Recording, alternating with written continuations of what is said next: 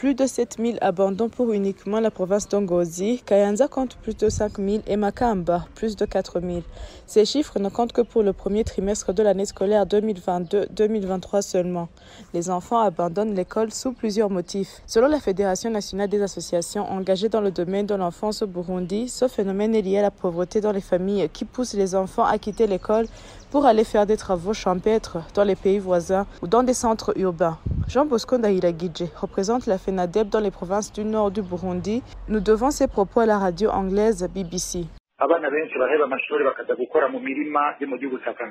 Beaucoup d'enfants abandonnent l'école pour aller exécuter des travaux champêtres en Tanzanie, espérant qu'ils vont gagner la vie. Pour ceux des provinces où on exploite les mines, à Kayanza par exemple, les enfants abandonnent l'école pour aller travailler dans les mines ou vendre les minéraux, surtout ceux de la commune Kabarore. Pour les autres, ils abandonnent simplement pour manque de suivi de leurs parents.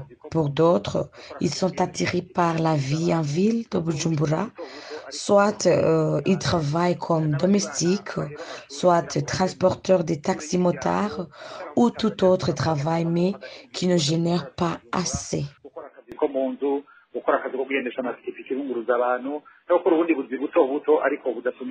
Pour parier à ce phénomène, les parents devraient s'impliquer davantage dans l'encadrement des enfants. Pour Ndagijima Anna, dans certaines familles, les enfants décident eux-mêmes et prennent des décisions irréfléchies, souvent inspirées par les difficultés liées au contexte de pauvreté.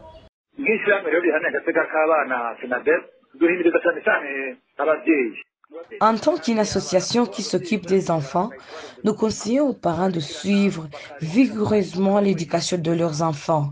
Ils semblent croire que seul l'enseignant est capable de suivre l'enfant. Ces abandons concernent surtout les enfants de 13 à 15 ans parce qu'eux commencent à être conscients de la valeur de la monnaie, s'identifiant à leurs grands frères qui ont abandonné l'école avant, mais curieusement qui se portent bien parce qu'ils conduisent les motos ou font d'autres travaux. Tout cela leur amène à sacrifier l'école sans tenir compte de leur avenir.